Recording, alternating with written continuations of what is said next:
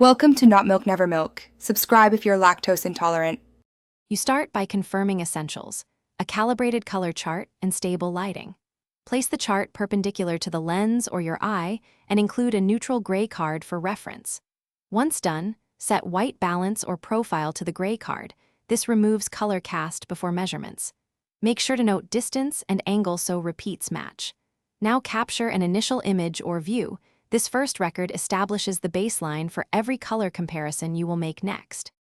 Next, measure each patch methodically with your chosen tool.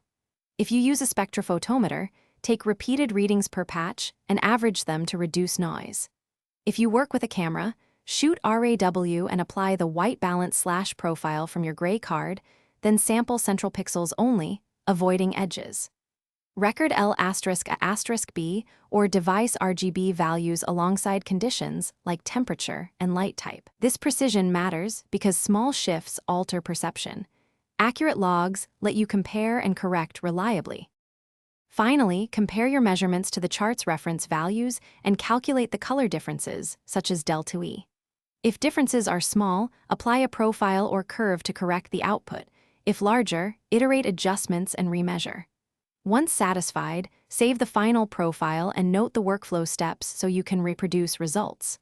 Troubleshooting tip: if you see consistent offsets, recalibrate the instrument and reevaluate your lighting. Most persistent errors come from Thanks for watching. If this was helpful, leave a like and consider subscribing. See you next time.